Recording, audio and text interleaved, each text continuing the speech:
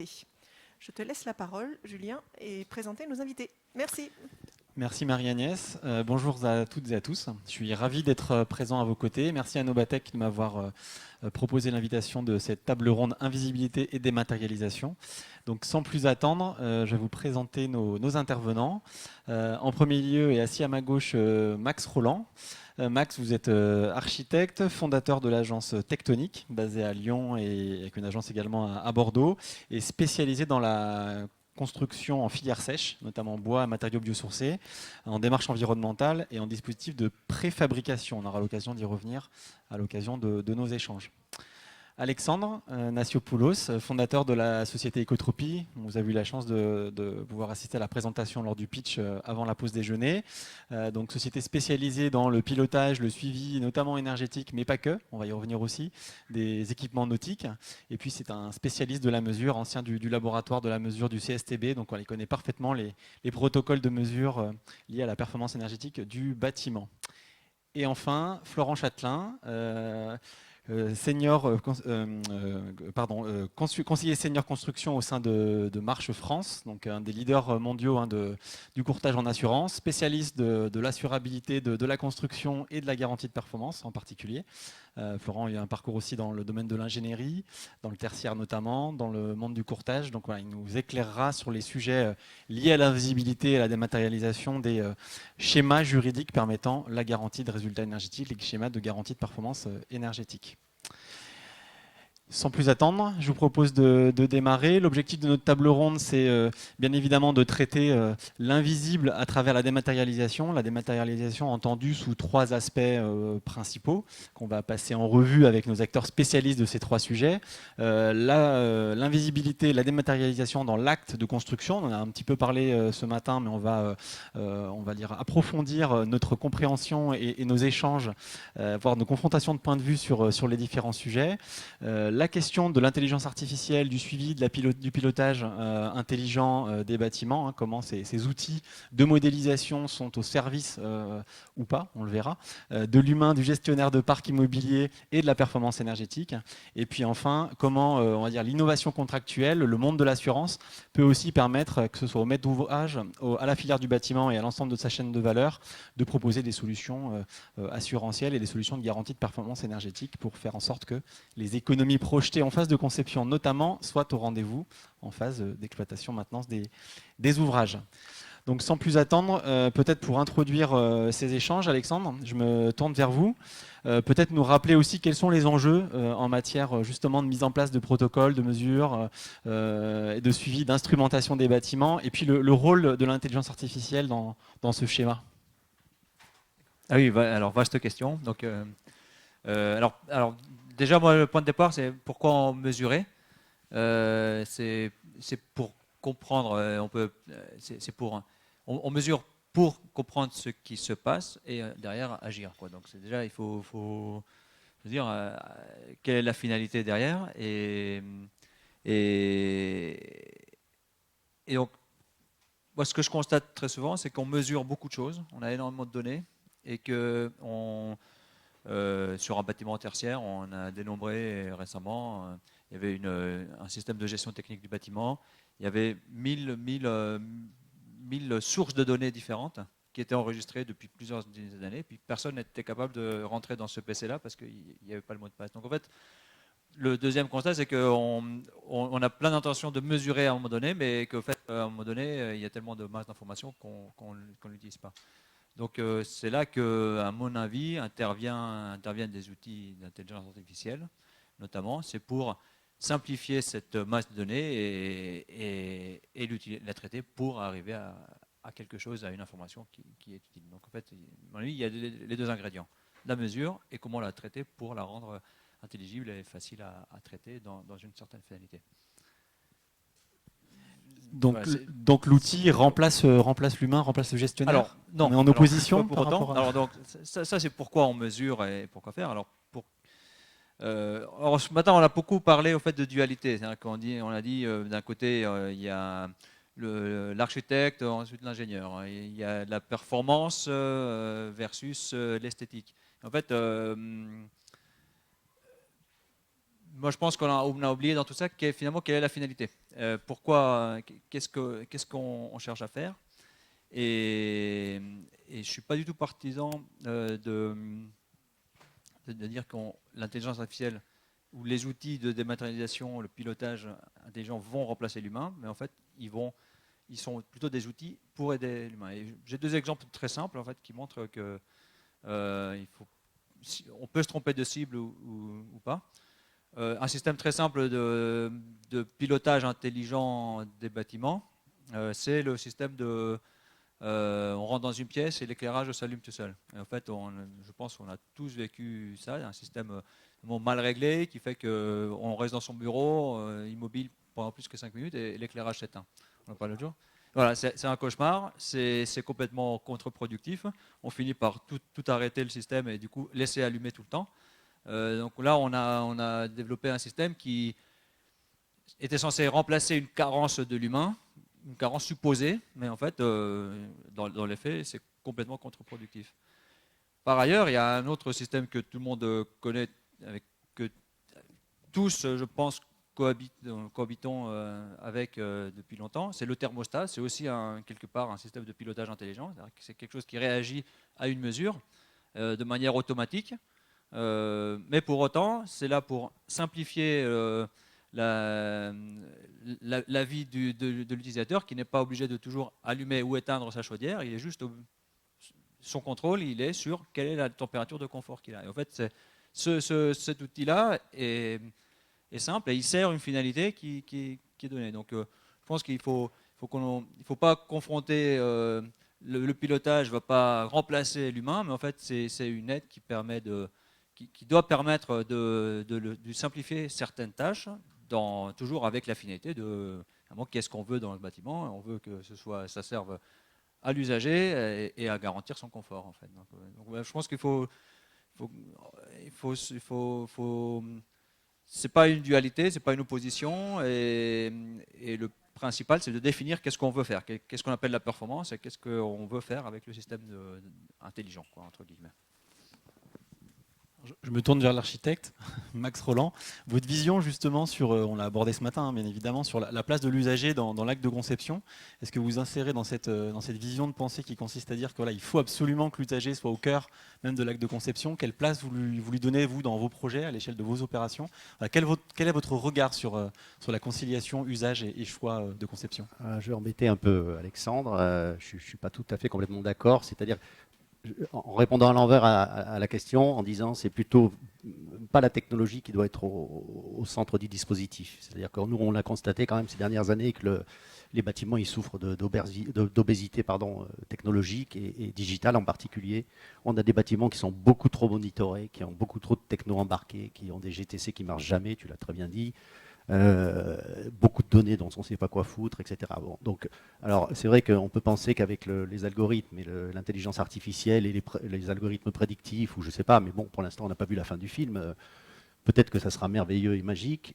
Moi, je me permets d'être un tout petit peu sceptique sur le sujet. Pour l'instant, disons que le parcours technologique qu'on a mené dans le bâtiment depuis une vingtaine d'années, depuis l'intégration, disons, du monitoring notamment, est plutôt, je suis désolé, un échec. C'est-à-dire que c'est plutôt beaucoup de techno pour pas beaucoup de résultats, beaucoup d'emmerdements au quotidien parce que les technos, pour les faire marcher, il faut des gens qui soient capables de le faire. Il y en a très peu. Et en fait, les GTC, au bout d'un moment, plus personne s'en occupe, le machin dysfonctionne totalement. Donc en fait, la conclusion, pour être un peu provocant, finalement, il n'y a rien de mieux qu'un bouton on-off. Ça marche pas, c'est allumé, c'est éteint.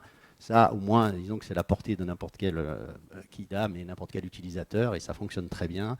Et dès qu'on va vers des systèmes soi-disant qui nous aident ou qui nous assistent, c'est quand même un peu le début des ennuis. Je suis désolé. C'est un constat, disons, de terrain que je fais. J'ai pas une théorie sur le sujet, mais disons maintenant, quand on a des clients qui font appel à nous pour construire des bâtiments, ils nous mettent en garde. Ils nous disent attention, pas trop de technologie. Allez-y mollo, les gars, vous faites pas plaisir, quoi. Ils nous disent vous parce que nous, on est architecte et ingénieur en même temps, donc on a notre ingénierie qui s'amuse beaucoup, entre guillemets, avec les systèmes. Mais nous, architectes, on est plutôt là pour dire non, les systèmes, moins on en a, mieux on se porte. Là, c'est un peu schématique, hein, mais disons que ça résume quand même plutôt une posture low-tech plutôt qu'une posture high-tech. Et moi, je fais bien sûr confiance à la technique, à la technologie, mais disons que dans l'utilisation, il faut quand même faire très attention. C'est que souvent, comment dire, les perspectives d'utilisation se vérifient jamais dans le réel, quoi. Justement, à ce sujet, Florent Châtelain, le regard de l'assureur, ou du monde de l'assurance et du courtier en particulier, sur cette question de la modélisation, de la donnée, de l'hypothèse, et puis de la réalité derrière de la vie des bâtiments et des comportements. Schéma de couverture du risque, quel regard, quelles attentes vis-à-vis notamment de la filière du bâtiment sur ces sujets? Oui. Merci Julien. D'abord, je voudrais te remercier et remercier Nobatec pour l'invitation à intervenir lors de cette table ronde. La richesse des propos et la diversité des informations et des propos ce matin permettent aussi de réinterroger et d'alimenter la nature du message que je voudrais faire passer. Et je pense en particulier au message de Julie ce matin sur ce que l'on fait, ce que l'on peut faire et ce que l'on veut faire. Et du coup, je voudrais en profiter pour expliquer ce que l'on fait, c'est-à-dire la norme du point de vue des assureurs, et ce que l'on peut faire ou ce que l'on veut faire, c'est-à-dire l'innovation. Et pourquoi l'innovation est vue avec prudence par les assureurs, et à juste titre, puisque leur métier est de prendre en charge des risques sur une période décennale, et en quoi le métier de conseil en gestion des risques peut permettre justement de faire bouger les lignes de cette innovation, des singularités particulières dont parlait Julie ce matin, pour vraiment analyser les métiers des clients de façon technique, les accompagner dans la présentation de leur risque et instaurer un dialogue avec les assureurs qui permet vraiment de pousser les lignes de l'innovation. Peut-être que je peux commencer par expliquer ce qu'est la norme et l'innovation du point de vue des assureurs. La norme, ce sont les règles de l'art, les normes françaises NFEN, NFDTU, les règles professionnelles, les recommandations professionnelles RAGE. Tout ça forme ce qu'il est commun d'appeler le domaine traditionnel, c'est-à-dire la norme, les règles de l'art. Et à côté de ça, on a le domaine non traditionnel, c'est-à-dire les procédés, les produits qui relèvent de démarches d'ATEC ou d'ATEX.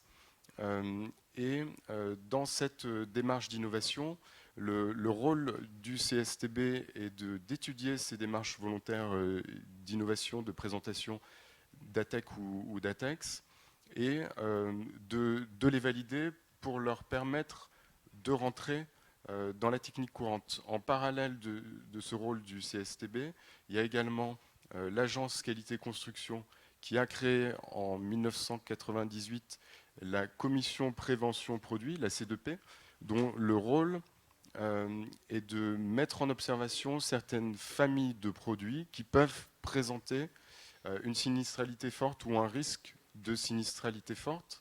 Et cette mise en observation peut intervenir à la fois sur le domaine traditionnel, c'est-à-dire les règles, la norme, et le domaine traditionnel, c'est-à-dire les procédés et les produits innovants.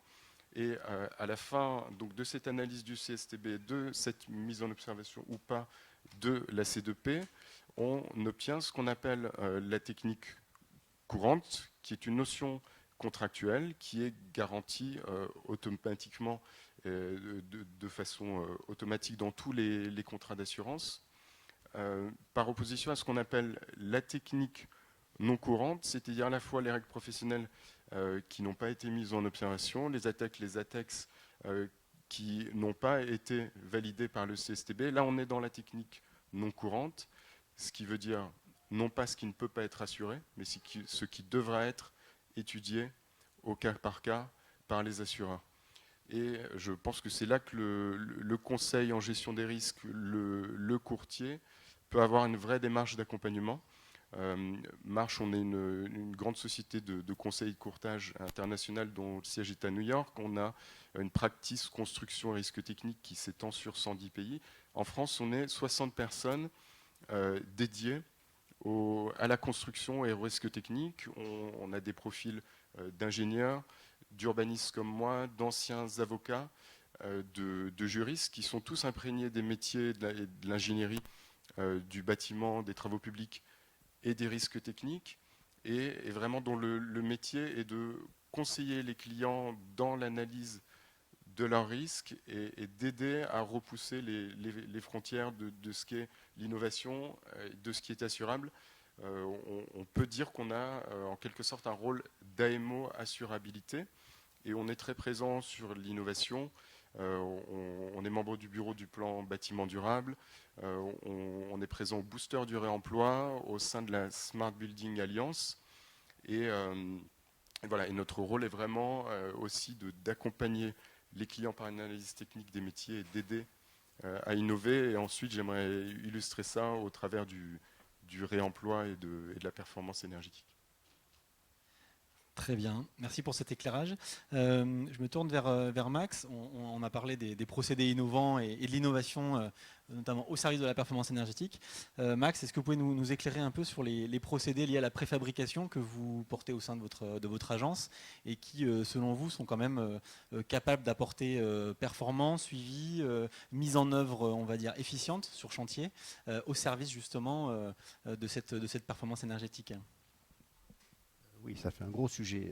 Notre idée, c'est que la construction telle qu'elle est envisagée de manière traditionnelle en France aujourd'hui, pour faire vraiment des généralités, est quand même un petit peu, disons, moyenâgeuse. Hein. On coule une pâte qu'on appelle béton dans des banches, etc. Tout ça sous la pluie, dans la boue, la fureur. Voilà, donc c'est des techniques de construction qui sont assez anciennes, qui sont peu qualitatives. Quand on regarde, on en parlait encore au café tout à l'heure, quand on regarde le niveau de qualité de production de nos bâtiments, on est toujours assez déçu. Et on fait, nous, l'hypothèse que ça tient beaucoup au fait qu'on construit beaucoup trop de choses in situ. On travaille trop sur les sites de chantier. En fait, le chantier ne devrait être, là aussi je fais très schématique, qu'un lieu d'assemblage et de montage. Et il ne devrait pas y avoir de fabrication sur site. Et donc on devrait être dans une logique plutôt d'adosser le bâtiment à un monde industriel. Alors je sais, quand on dit ça, ça fait un peu peur parce que ça fait penser aux années 70 ou aux années 60 où on a fait des monstres, entre guillemets, constructifs sur ces bases-là, on va dire. Mais là, j'y reviendrai peut-être, c'est complètement un autre paradigme. Mais quand même, le fait d'adosser le bâtiment à l'industrie, c'est selon nous très vertueux. Et quand on dit industrie, c'est au sens large, c'est-à-dire ça peut être un artisan dans un atelier qui préfabrique un morceau de mur à ossature bois. On appelle ça de l'industrie, mais en réalité, disons, c'est pour ça qu'on parle de préfabrication. C'est un peu moins stigmatisant que le terme industriel, mais ça revient un peu au même, c'est de dire qu'on préfabrique, on prépare, on fait les opérations de construction au chaud, dans un atelier, dans des conditions qui sont impeccables, etc. Et là, on sait qu'on va avoir un niveau de qualité de production qui sera bien supérieur à celui qu'on aurait si on fait la même chose sur le site et sous la pluie dehors. C'est une évidence, mais voilà. Donc ça, c'est le premier point. Le deuxième point, c'est qu'au niveau, là aussi, du bilan environnemental de l'acte de construire, on s'aperçoit que c'est aussi beaucoup plus propre, entre guillemets. Hein. Un chantier, c'est très nuisant, ça fait beaucoup de bruit, ça fait de la poussière, c'est la fureur, etc. Et donc, un chantier de montage à sec, c'est au contraire un chantier en gants blancs. Le composant arrive sur le camion, il est gruté, il est posé directement, ça fait aucun bruit, etc. Je vais un peu fort, hein, un peu caricatural, mais c'est quand même ça l'idée. Et du coup, chantier peu nuisant, beaucoup plus rapide, avec des phases de montage qui sont beaucoup plus brèves, donc avec beaucoup moins aussi d'aléas, y compris, enfin notamment climatiques. Pardon. Voilà, donc ça c'est un deuxième point de vertuosité entre guillemets. Et puis aussi sur les problématiques de production de déchets, etc. Sur les chantiers. Bon, j'en passe. On ne va pas parler de ça, c'était pas le sujet aujourd'hui, mais voilà, pour dire qu'en fait le dispositif de préfabrication, il coche un peu toutes les cases dans un certain nombre de catégories et notamment, je voulais finir là-dessus, sur la question de la performance énergétique et sur la performance des enveloppes. On constate évidemment qu'une fenêtre qui est montée dans un panneau à ossature bois dans un atelier à plat, sur une table de montage, dans des conditions impeccables, bien éclairées, bien au chaud, avec un dispositif industriel précis, etc., le truc il est parfait, il n'y a pas de fuite, la fenêtre elle est impeccablement posée, machin. On fait la même chose sur le chantier avec le gars qui monte sur son échafaudage, qui pose sa fenêtre dans son vieux mur qui n'est pas droit, etc. C'est la catastrophe. Alors qu'en fait, finalement, c'est le même ouvrage, sauf que c'est la procédure de montage et d'intégration qui n'est pas la même, et c'est ça qui, selon nous, doit être une vraie révolution aujourd'hui pour le bâtiment, et on n'est pas les seuls à le penser, évidemment, même les majors aujourd'hui pratiquement toutes commencent à le penser. Voilà, c'est l'avenir de la construction, et c'est aussi un avenir sur le plan donc, qualitatif, et particulièrement sur la maîtrise énergétique. Alors, merci pour ces éclairages. On comprend bien l'aspect maîtrise de la performance, gestion des interfaces, travail en chantier, en usine, donc sur un site maîtrisé. Quid de l'esthétique, quand même fil rouge de notre journée. Je m'adresse aussi à l'architecte. On a parlé de geste architectural ce matin dans la première table ronde. Préfabrication égale, on va dire, architecte bridé. Incapacité à pouvoir vraiment s'adapter au site, à l'environnement, au quartier? Non, la préfabrication a mauvaise réputation. Le terme a mauvaise réputation, c'est comme industrialisation, parce que ça fait tout de suite penser à des modèles, entre guillemets, de production de bâtiments qui ont fait quand même un peu des ravages, notamment dans les années 70, mais pas que. Et puis ça fait aussi penser beaucoup à la préfabrication 3D, à l'Algeco, machin, etc. Donc on a des images qui sont un peu des clichés, mais qui sont très stigmatisantes, alors qu'en fait l'idée c'est pas du tout ça. C'est vraiment l'idée d'une préfabrication, j'allais dire de haute couture. Non pas parce qu'au niveau des budgets on est sur des budgets tout à fait standards, mais disons dans l'idée qu'on arrive à avoir une production singulière à partir d'une base de macro-composants qui sont conçus et dédiés spécialement à un projet et à un site, et qui ne sont pas du tout des éléments de catalogue qu'on utilise de manière, j'allais dire, répétitive et systématique, comme on a pu le faire justement dans les années 70. Donc c'est vraiment une idée de préfabrication sur mesure. Alors je sais que ça paraît un peu antagonisme comme paradigme, mais pourtant c'est ça l'idée, c'est de préfabriquer sur mesure. Autre question, alors autre idée reçue peut-être, préfabrication égale maîtrise des coûts, optimisation, effet d'échelle. On construit moins cher en préfabriqué? Non. Non, en fait, ça aussi, c'est effectivement, c'est aussi un trompe-l'œil. Les gens, quand on leur dit c'est préfabriqué, c'est industrialisé, tout de suite ils disent ça va être moins cher. En fait, non, c'est plutôt plus cher. En fait, mais disons que comme on a un niveau de qualité, de délai de chantier, etc., qui compense largement, éventuellement, le petit surcoût qu'on pourrait avoir, en fait, en coût global, pour parler comme on parle aujourd'hui, c'est une opération qui est tout à fait intéressante. En coût d'investissement pur, non, parce qu'effectivement, le process adossé à une vraie fabrication, une vraie préfabrication est un peu plus cher. Pourquoi ? Parce que quand on préfabrique dans un atelier avec des personnels qualifiés, dans des conditions ad hoc, on est dans un cadre de production X. Et quand on travaille sur un chantier avec des gens mal payés, qui parfois en plus viennent de loin, sont des sous-traitants de sous-traitants, etc., machin, on est dans un dispositif complètement paupérisé. Et donc effectivement, il n'est pas cher. Il ne produit pas de la qualité, il n'est pas cher, mais du coup, il est moins cher que effectivement n'importe quel autre dispositif. Très bien. J'aimerais qu'on puisse détailler aussi une notion qui est celle de la réversibilité. On l'a abordé aussi ce matin. Max, là aussi, votre regard sur la préfabrication et sur la réversibilité alors des usages et du coup des bâtiments associés à cette mutation, à cette évolution des usages.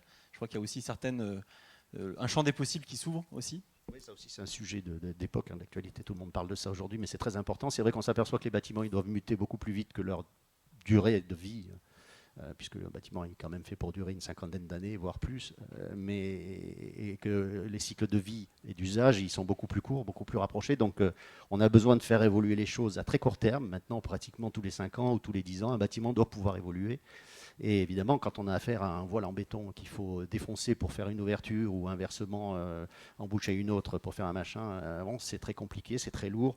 Ça ne peut pas se faire dans des conditions faciles, alors que les dispositifs qu'on défend nous, et on n'est pas les seuls à le faire, mais en filière sèche, et notamment en construction bois, l'idée c'est que le bâtiment il se monte avec un tournevis et il se démonte avec une visseuse. Enfin, dans les deux cas, une visseuse c'est plus simple. Donc il se monte avec une visseuse et il se démonte aussi avec la visseuse. Donc le geste de montage et le geste de démontage c'est le même.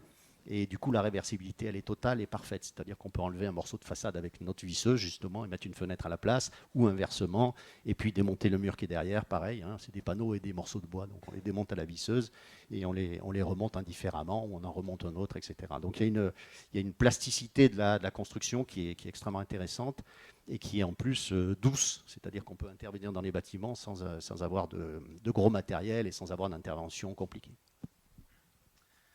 Alexandre, vous avez esquissé tout à l'heure la notion de jumeau numérique.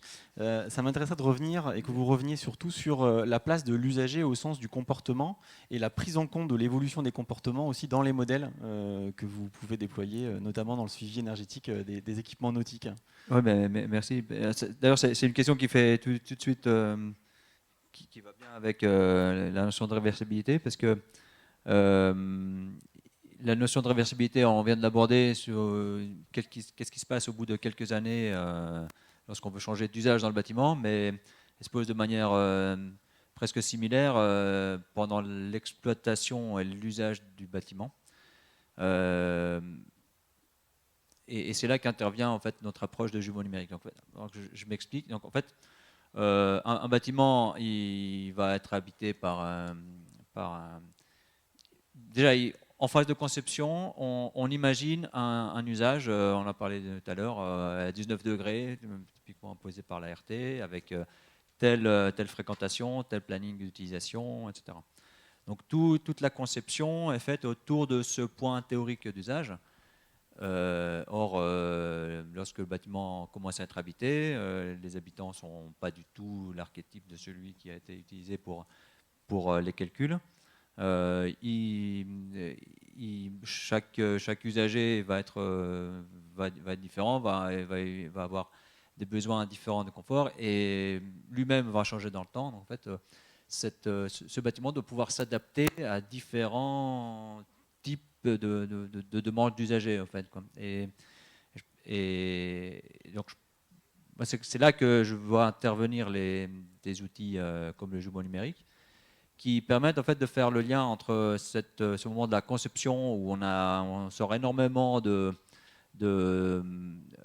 on passe beaucoup de temps à concevoir et à optimiser un système, et ensuite si cette intelligence n'est pas utilisée en phase d'exploitation pour permettre une adaptation de ce bâtiment-là en fonction des usages et de l'environnement qui lui est complètement variable, la météo est variable, la fréquentation est variable, les demandes de confort vont être variables, on est très loin du point optimal qui a été imaginé.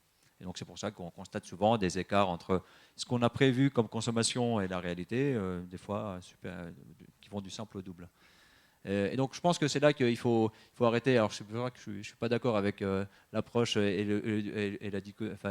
l'opposition low-tech, high-tech, parce que quelque part, tu en as parlé tout à l'heure, en fait, le fait de faire de la préfabrication, il y a énormément de high-tech, il y a énormément de conception, de temps passé derrière à réfléchir à des choses. Et au fait, c'est ça qu'il faut pouvoir mettre en place ensuite dans le bâtiment pendant sa phase d'exploitation. Et c'est là que c'est avec des outils qui permettent de transporter cette intelligence réalisée en continu. Le jumeau numérique, c'est ce qu'il fait. Nous, on travaille beaucoup sur des bâtiments complexes. J'en ai parlé un peu tout à l'heure de type centre aquatique, où il y a plusieurs dizaines de paramètres à gérer en parallèle.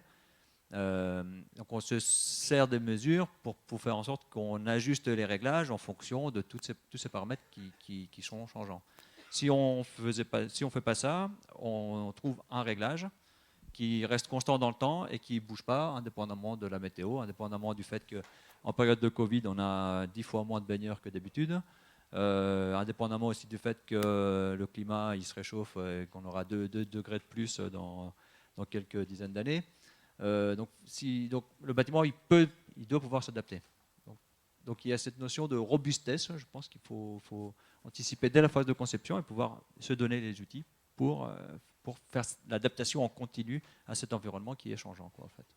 Et pour revenir sur la place de l'humain dans ce schéma, l'humain a toute sa place, puisqu'il est au centre de la remontée des données, du renseignement aussi des données. Alors, on peut parler de fréquentation, on peut parler de qualité des eaux. Enfin, il a sa place aussi dans un suivi et dans une gestion de bâtiments ou d'équipements, on va dire accompagné de l'outil numérique, mais pour autant, il a toute sa place. Tout à fait. Alors, il a même deux places essentielles.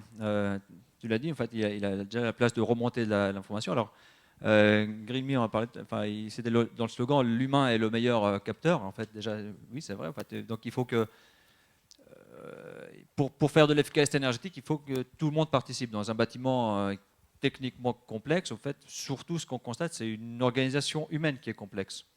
Si je reprends le même exemple que je connais bien d'une piscine, il y a des équipes d'animation, il y a des MNS, des maîtres nageurs qui surveillent la qualité de l'eau et la sécurité, il y a les baigneurs évidemment, il y a les équipes techniques en sous-sol.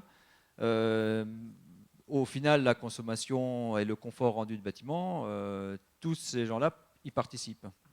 Donc, ils participent de deux manières, pour remonter de l'information.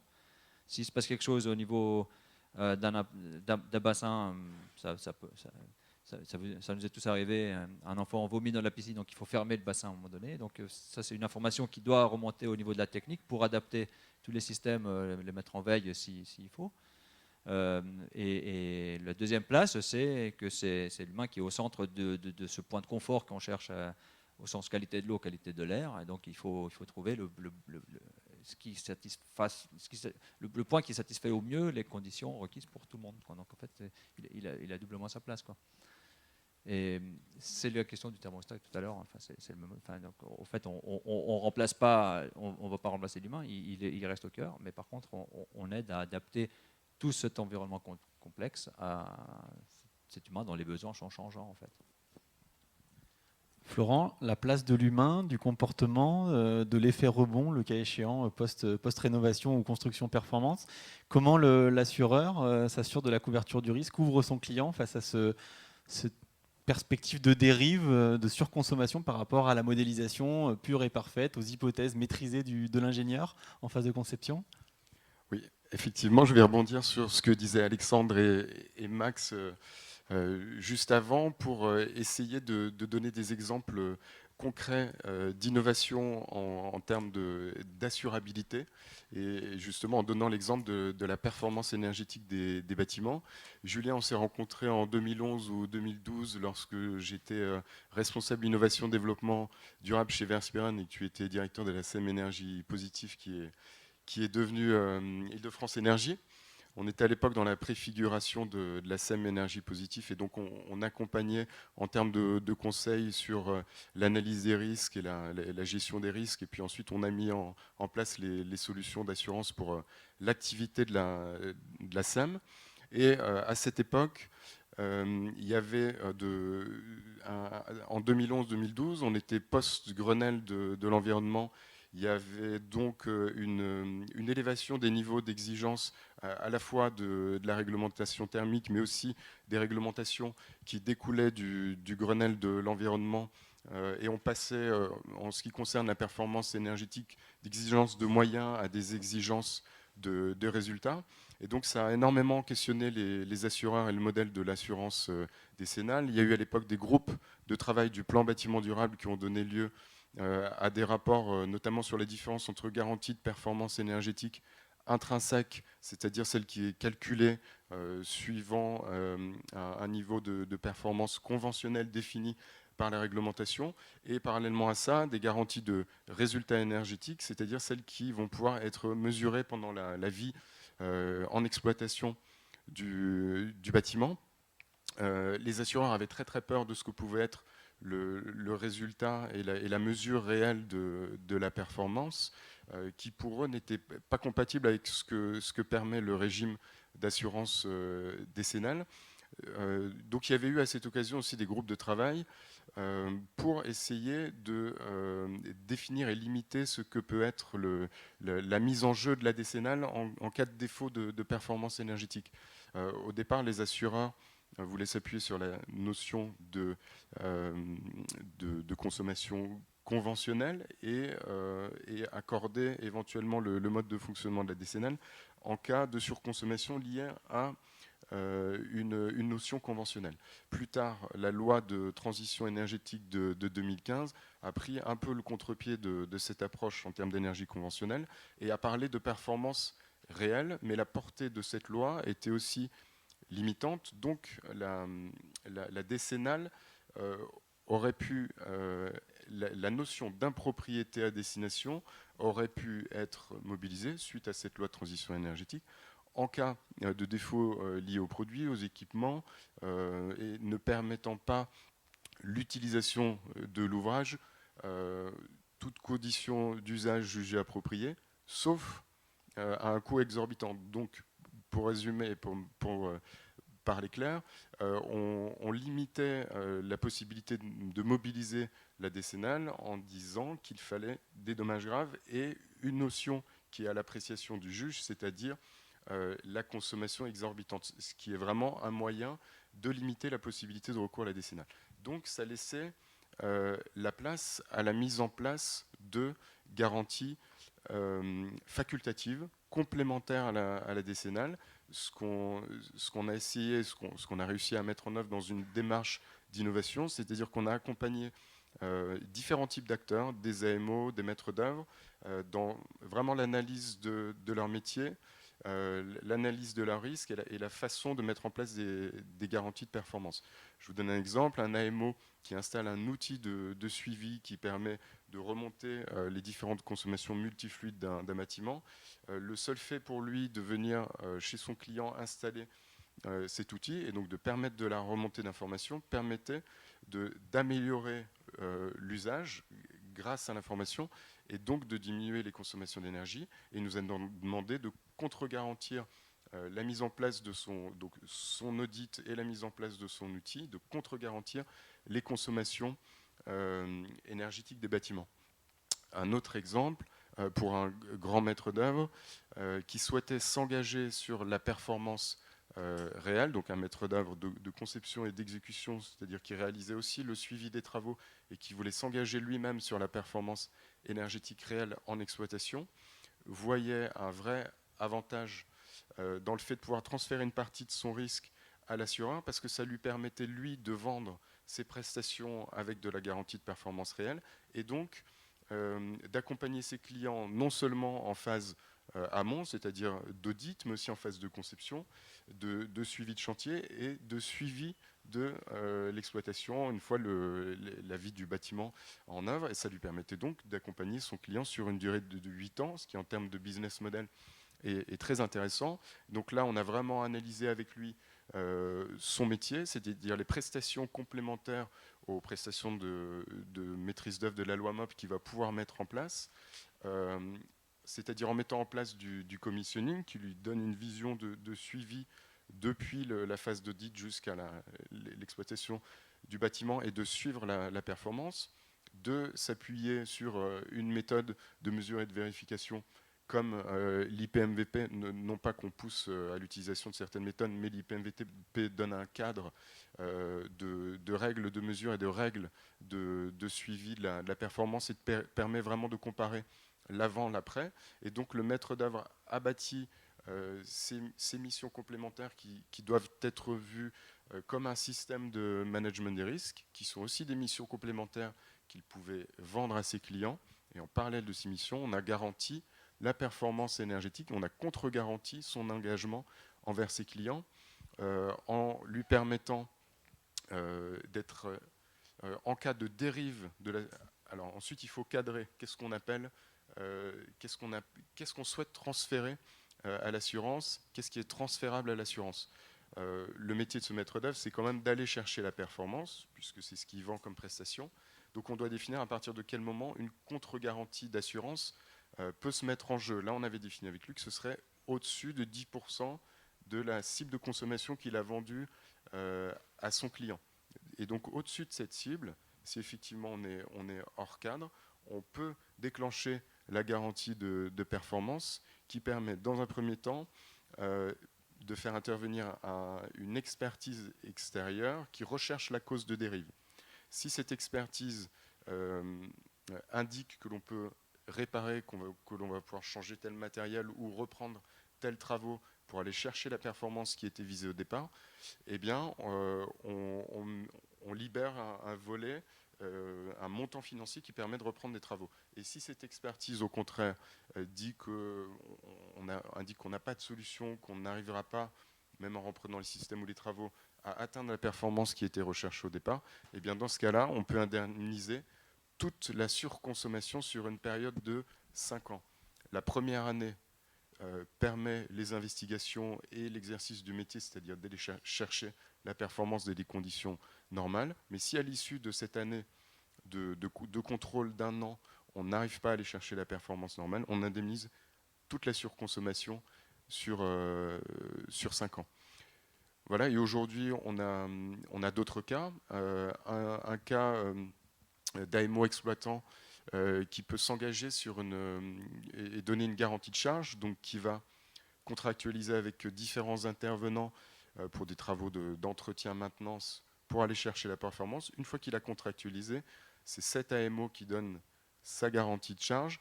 Et lui, c'est pareil, son métier, c'est d'aller chercher la performance, de tout mettre en œuvre pour que la performance soit au rendez-vous. Donc, son aléa, ce n'est pas la simple dérive de performance, c'est le cas où, malgré l'exercice de son métier et la recherche de toutes les solutions pour atteindre la performance, il se rend compte qu'il ne sera pas dans les clous. Donc là, on réfléchit, encore une fois, en termes d'analyse de métier, de seuil, à partir du moment, pour définir le moment auquel on veut transférer ce risque vers l'assurance, il faut qu'il y ait un aléa, donc en quelque sorte, un cas qui sort du cadre, et on doit définir aussi la limite maximum, c'est-à-dire que l'assureur va pouvoir prendre en charge à partir d'une limite minimum, mais jusqu'à une dérive, je ne sais pas, je dis n'importe quoi, qui pourrait être de 200% de la surconsommation ou de 500% de la consommation, mais pas à l'infini, sinon on sort aussi de l'aléa et tout simplement des capacités financières des assureurs. Et puis, enfin, je voudrais rebondir sur ce que disait Max à propos de la préfabrication. On est interrogé par Greenflex et le modèle Energy Sprong, qui effectivement est un modèle zéro énergie sur 30 ans, E égale 0 sur 30 ans, avec des coûts de travaux qui, dû à la fabrication, sont un peu plus élevés que les coûts de travaux classiques, mais qui doivent en coût global sur 30 ans être bénéficiaires. Là, il y a des vrais sujets de qualité et de performance sur 30 ans, et à nouveau le questionnement du modèle assurantiel qui est complètement articulé autour de la décennale et donc du délai d'épreuve de 10 ans pour la qualité. Et donc on va mener des réflexions aussi sur le modèle Energy Sprong pour essayer d'envisager un modèle de transfert à l'assurance. Alors certainement pas en allant sur 30 ans, parce qu'on peut s'interroger aussi sur les responsabilités, ou qui va rechercher la responsabilité de qui au bout de 30 ans, et comment identifier les causes au bout de 30 ans. Mais en tout cas, on va être engagé dans un processus de réflexion et d'accompagnement sur ces modèles-là. Merci pour cet éclairage sur la partie garantie de performance énergétique et sur les innovations à venir soutenues par le secteur de l'assurance sur la durée des garanties.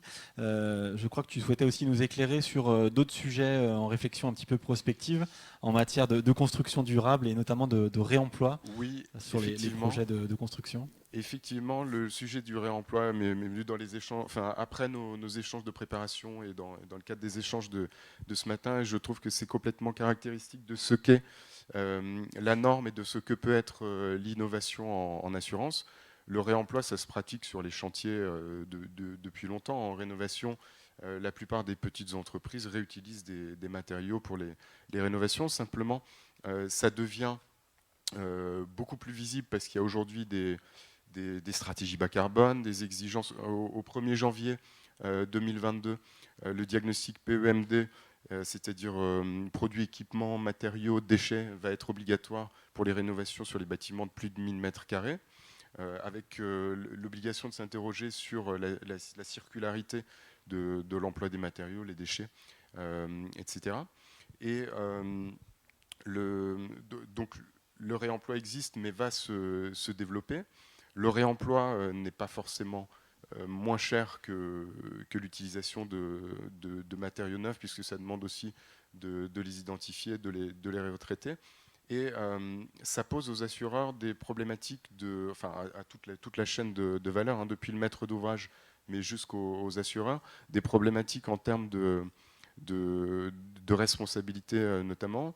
Et je voudrais donner un exemple caractéristique. Les assureurs ont deux métiers. Ils sont d'une part investisseurs et propriétaires de patrimoine bâti, et d'autre part assureurs, c'est-à-dire qu'ils portent des risques. Dans leur métier d'investisseur, les assureurs mettent en place des stratégies bas carbone.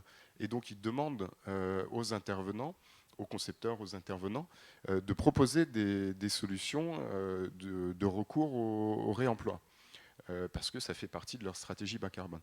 Et par contre, dans leur métier d'assureur, les assureurs qui vont porter des risques, et à juste titre sur 10 ans, sont prudents sur le réemploi, tout simplement parce que pour l'instant, ce n'est pas complètement normé, on n'a pas complètement identifié quel type de matériaux peuvent être utilisés en réemploi. Les assureurs sont méfiants parce que eux vont s'engager sur 10 ans et qu'ils identifient bien les problématiques de sécurité, notamment sécurité incendie, les problématiques d'étanchéité sur 10 ans, les problématiques de structure. Et un matériau, un produit neuf, par exemple, dispose d'une garantie fabricant. Le fabricant donne sa garantie produit. Une fois qu'on réutilise ce produit, on ne bénéficie plus de la garantie fabricant de la même manière. Et donc ça pose une vraie question des chaînes de responsabilité et de durabilité et de performance des produits, et donc d'engagement pour l'assureur, parce qu'un vendeur de biens, lui, est responsable pendant 10 ans, et son assureur avec lui, de la qualité, de la solidité, de l'étanchéité du bâtiment et des logements qui sont vendus. Et c'est là que le courtier peut avoir un vrai rôle pour éclairer, pas seulement le courtier, il y a toute une démarche de la profession, le CSTB qui doit analyser par famille de produits ce qui peut relever ou pas de la technique courante, ce qui peut être utilisé comme matériau, comment. L'AQC qui doit aussi avoir un travail sur les règles professionnelles, c'est-à-dire c'est aussi un enjeu pour les professionnels, les constructeurs, de savoir ce qu'ils vont mettre en œuvre dans les bâtiments qui sont construits pour qu'ils soient durables. Enfin voilà, il y a des vrais sujets sur toute la chaîne, et dans notre métier de conseil en gestion des risques, comme je le disais au début, on analyse vraiment les métiers et les risques de chacun pour essayer ensuite de pousser les assureurs à être un petit peu moins prudents en leur expliquant qu'avec tel garde-fou mis en œuvre et sur telle famille de produits, on peut y aller en étant moins prudent. Et donc c'est comme ça qu'on fait bouger les lignes et qu'on permet l'innovation au-delà de la mise en place de garanties dont je parlais avant sur la performance énergétique. On a évoqué à plusieurs reprises le rôle de l'architecte, le rôle de l'ingénieur. Florent évoquait les organisations contractuelles permettant justement l'apport d'une garantie de résultat énergétique avec des notions liées au contrat de performance énergétique, aux marchés globaux de performance énergétique. Je me tourne vers Max et Alexandre. Le regard de l'architecte et de l'ingénieur, ou de l'ingénieur et de l'architecte, sur ces nouvelles façons de concevoir, de réaliser, voire derrière de suivre et d'exploiter les bâtiments. Voilà. Quel regard, notamment dans une séquence qui est aujourd'hui ouverte et qui a tendance à fortement pousser les maîtrises d'ouvrage, notamment les maîtrises d'ouvrage publiques, vers ces organisations et ces modèles de consultation et de structuration de marché public. Ok. Je reviens un peu à ce qu'on disait tout à l'heure, c'est l'écart qu'il y a souvent entre la conception et l'exploitation d'un bâtiment, l'usage d'un bâtiment. Et en fait, depuis ce matin, tout ce dont on parle, c'est un peu c'est un peu le constat de cet écart-là. En conception, on déploie, comme je disais tout à l'heure, beaucoup d'intelligence et de temps passé à réfléchir à des point, et après on a une déception au moment du village parce que ça ne correspond pas tout à fait à ce qu'on avait anticipé. Et donc je trouve que avec ces démarches qui ont été évoquées, notamment les marchés publics en conception, réalisation, exploitation, maintenance, avec des processus de commissioning qui permettent de faire un peu le lien dans toutes les étapes entre ce qui a été conçu, ce qui est réalisé et plus tard ce qui va être le bâtiment tel qu'il va être exploité. Ça a tendance à un peu faire tomber les barrières entre les équipes, entre les personnes qui interviennent et entre les phases dans le temps d'un projet, quoi. Donc c'est peut-être une opportunité. Après, il y a beaucoup de choses à améliorer aussi. Il y a d'autres problématiques qui naissent, mais je pense que c'est une bonne manière d'arrêter un peu ces oppositions entre conception et usage, entre architecte et ingénieur, entre performance et confort, etc. Oui, je suis assez d'accord en tant que citoyen. Je trouve que c'est très bien d'associer fortement la période d'exploitation, même un peu longue, parce qu'il y a des MGP qui sont maintenant sur 20 ans. Enfin, donc c'est des périodes quand même d'exploitation qui sont longues, au-delà des décennales. Et le constructeur et l'équipe de maîtrise d'œuvre et tout ça. Donc en tant que citoyen, je trouve ça très bien parce que ça sera forcément vertueux. C'est un peu des procédures qui sont nouvelles, mais par contre, en tant qu'architecte, c'est quand même un peu emmerdant. Disons les choses franchement, parce que on se retrouve pris déjà que les dispositifs de conception des bâtiments sont déjà compliqués comme ça. On a vu avec le côté assurantiel, mais il n'y a pas que. Il y a tous les versants du dossier se sont complexifiés ces dernières années. Et le fait d'être pris dans une grosse machine, finalement, parce que comme il y a un mainteneur dans le cadre du groupement, en plus de l'entreprise qui construit, finalement le mainteneur a une voie qui n'est pas toujours d'ailleurs très cohérente avec celle du bâtisseur, ni non plus avec celle de la maîtrise d'œuvre.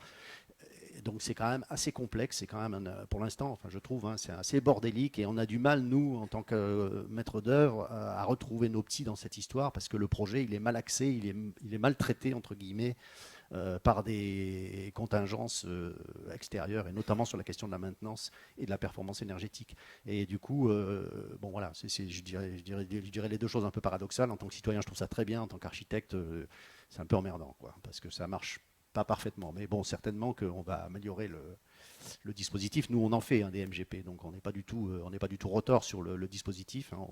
On essaie de participer à des équipes, d'en faire, etc., pour faire avancer le schmilblick. Mais disons, c'est un sport de combat, pour dire un truc qu'on disait au café tout à l'heure.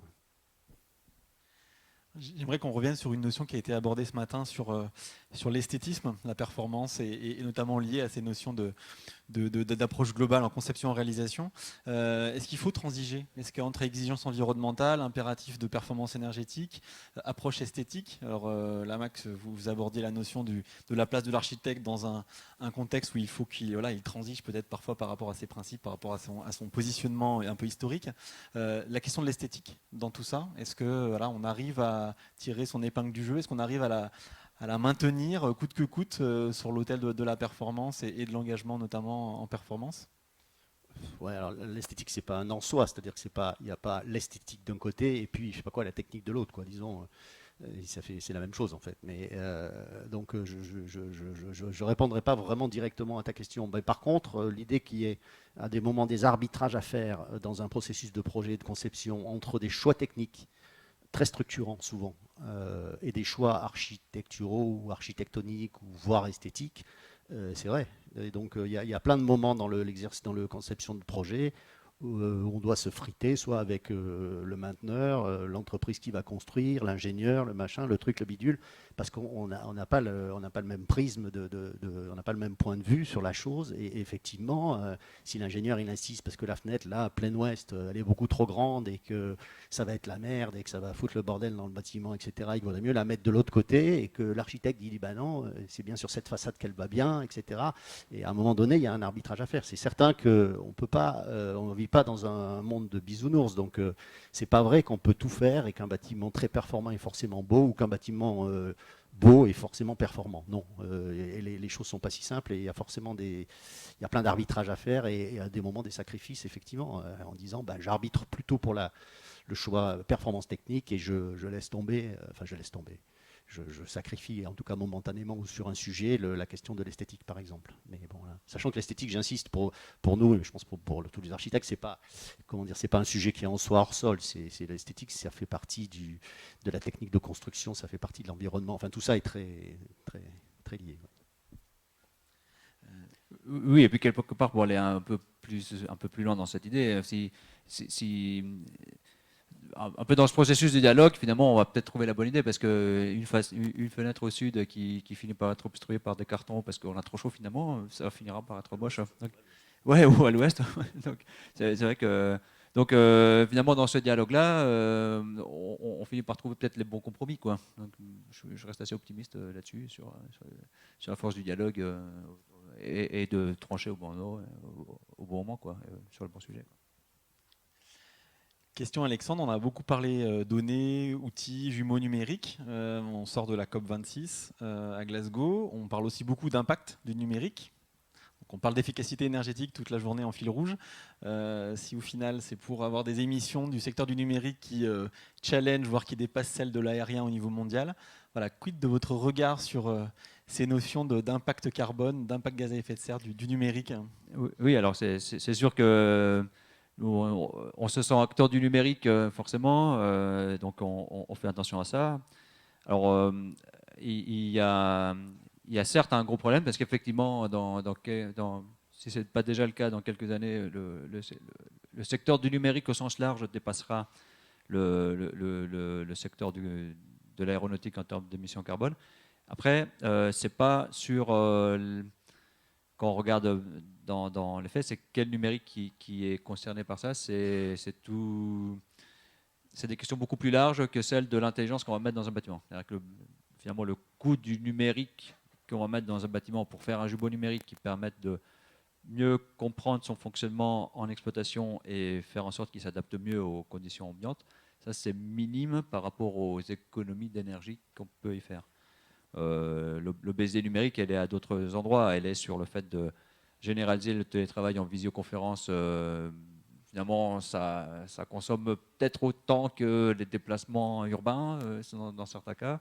C'est le streaming à grande échelle. C'est regarder tout sur des vidéos, toutes les vidéos en dématérialisé, les stocker. C'est tous les usages quotidiens, en fait, domestiques, plutôt, qui explosent aujourd'hui.